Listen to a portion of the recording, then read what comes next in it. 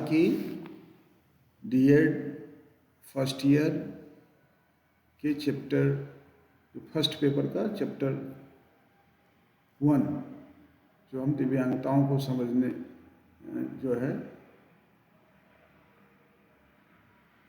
Disability के बारे में समझने का प्रयास कर रहे हैं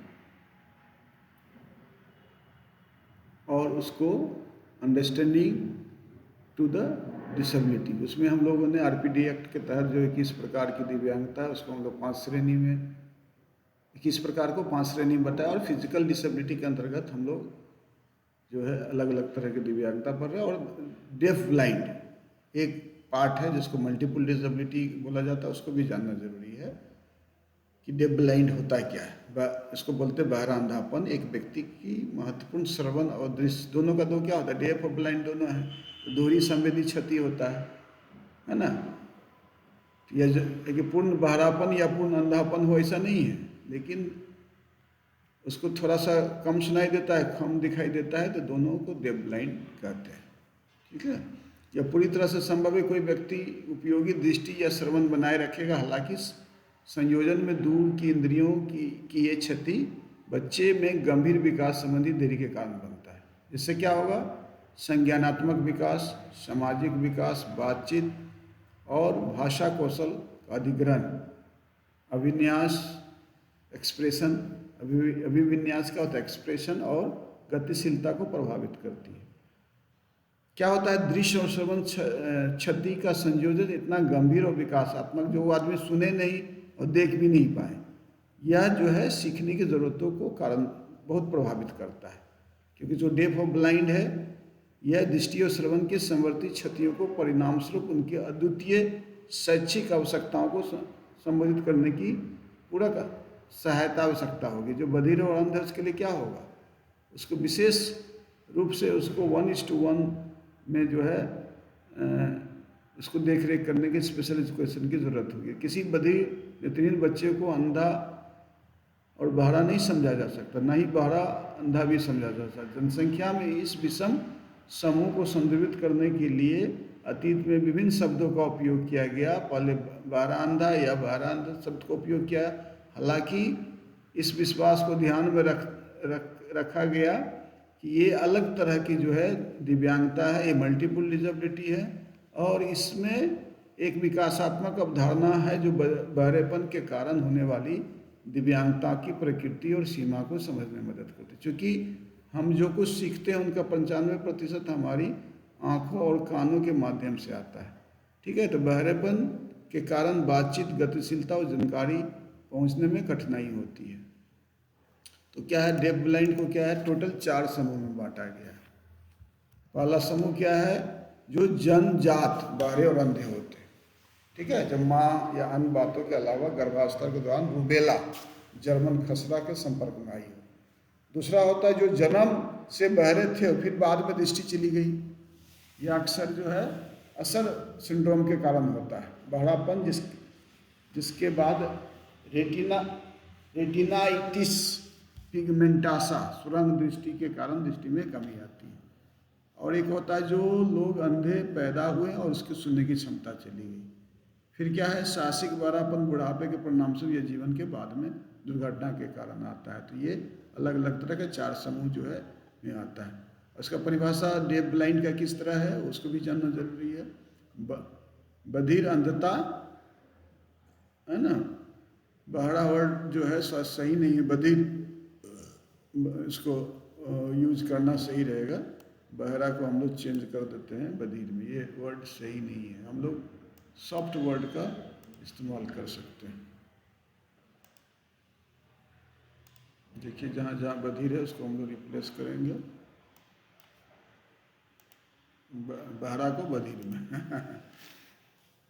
इसको बधिर में करने का प्रयास कर रहे हैं। बधिर, बधिर रिप्लेस, बधिर अंधता, हाँ ये सही है। 15 जगह बहरा वर्ड देखिए सम्मानजनक वर्ड यूज होना चाहिए। हम लोग बधिर अंधता, हाँ बधिरपन, देखिए सब जगह चेंज हो गया।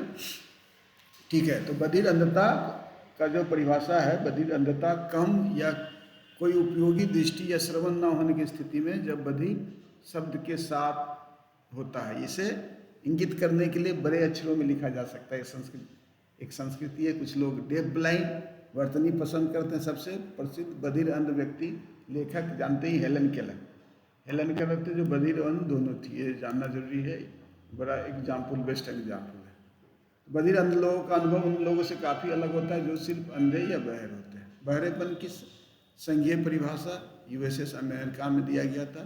सहवर्ती श्रवणी और दृश्य क्षति संयोजन जो इतनी गंभीर बातचीत और अन्य विकासात्मक और शैक्षणिक आवश्यकताएं पैदा करती हैं। तो सर 12:30 हो गया, लेकिन 5 मिनट में और हम समापन करेंगे।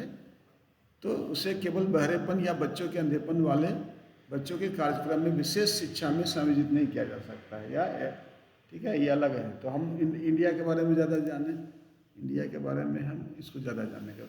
तो बधिरपन क्या है? ऐसी स्थिति है जो बहरेपन और अंधेपन के अलावा अन्य कठिनाइयों को प्रस्तुत करती है। एक छाता के शब्द वर्ड है जो अंधा और अत्यधिक बधिर हो। अंधा भी जो है दृष्टि बाधित है ना, इसको अंधा वर्ड भी जो है, इसको हम लोग इसको रिप्लेस करेंगे। देखिए, दृष्टिबाधित होना, अच्छा पॉजिटिव वर्ड लिखना है तो पॉजिटिव लिखना है, दृष्टि बाधित, रिप्लेस दृष्टिबाधित, रिप्लेस ऑल, ठीक है, 2 जगह। तो अंधा वर्ड सही नहीं है, दृष्टिबाधित होना चाहिए, अभी चेंज कर दिया, ठीक है, दृष्टिबाधित। तो बधिर अंधत्व वाले बच्चों के में अर्थ श्रवण और दृश्य क्षति वाले बच्चों को युवा है जिनके संयोजन इतनी सारी गंभीर बातचीत और विकासात्मक सीखने की जरूरतें पैदा होती है। तो क्या है, एक चीज़ और जानना है कि बहुदिव्यांगता वाले का परिभाषा भी हम लोग को जानना है ना। तो क्या है, बहुदिव्यांगता वाले बच्चों के लिए सेवाओं को बढ़ावा देने की आवश्यकता महसूस करते हुए भारत सरकार ने सामाजिक न्याय अधिकारिता मंत्रालय स्वायत्त संगठन की स्थापना और नेशनल ट्रस्ट, राष्ट्रीय न्यास, ऑटिज्म सेरेब्रल पाल्सी, मानसिक मंदता वाले व्यक्तियों के कल्याण हेतु राष्ट्रीय ट्रस्ट ने न्यास, इसको न्यास में बदल देते हैं,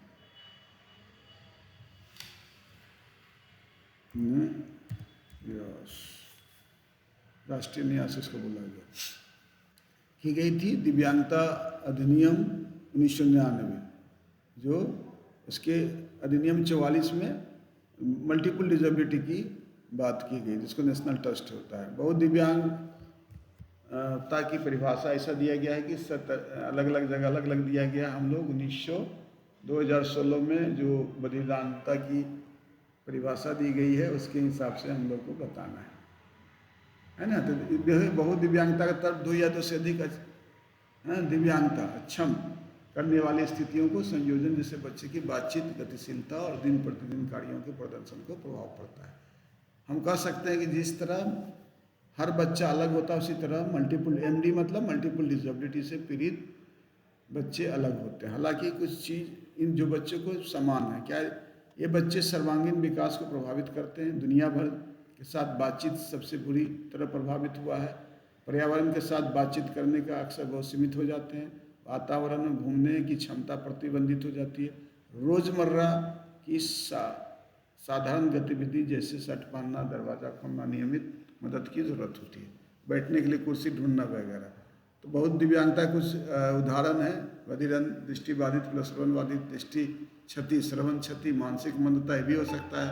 दृष्टि क्षति, मानसिक मंदता, सेरेब्रल पाल्सी, मानसिक मंदता, श्रवण बाधित, इतने तरह के जो समायोजन हो सकते हैं। सबको मल्टीपल डिसेबिलिटी यानी दृष्टिबाधित बधिरदांत बोला जा सकता है।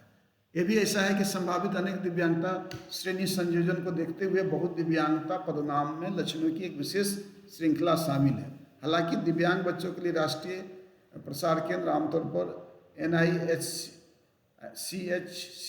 के रूप में जाना जाता है, कई समान विशेषताओं को सूचीबद्ध करता है, जिसमें बाधित भाषा को बातचीत कौशल, गतिशीलता, इसके बाद और रोज़मर्रा की गतिविधि को करने में सहायता की आवश्यकता होती है।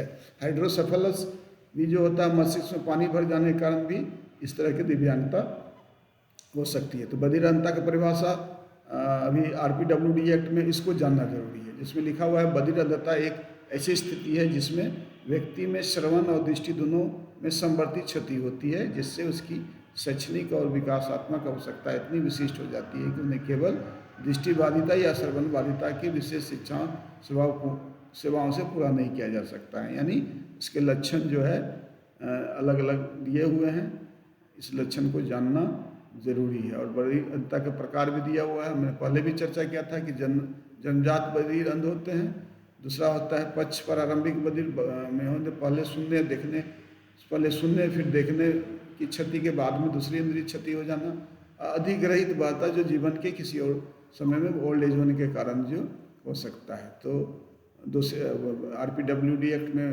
रिमाइंड करते 2 या 2 से अधिक दिव्यांगता को संयोजन से व्यक्ति की शिक्षा, बातचीत, गतिशीलता और जीवन यापन में संयुक्त रूप से प्रभाव पड़ता है। इसी को मल्टीपल डिजेबिलिटी कहा जाता है। तो विधे और बधिर अंध बच्चों के लिए क्या है कि ब्रेल, स्पर्श आधारित संकेत भाषा, श्रवण प्रशिक्षण, सहायक यंत्र, गतिशीलता प्रशिक्षण, मोबिलिटी ओरिएंटेशन ट्रेनिंग, जीवन कौशल प्रशिक्षण, व्यक्तिकृत IEP शिक्षा कार्यक्रम, समावेशी शिक्षा के लिए संसाधन केंद्र। और राष्ट्रीय न्यास के बारे में भी बताया कि जो है दिव्यांग बच्चों के लिए, जो मल्टीपल डिजेबिलिटी बच्चों के लिए काम करते दिव्यांगजन सशक्तिकरण विभाग काम करता है, IEP है, समेकित शिक्षा योजना है, सामुदायिक आधारित पुनर्वास CBR कम्युनिटी बेस्ड रिहेबिलिटेशन।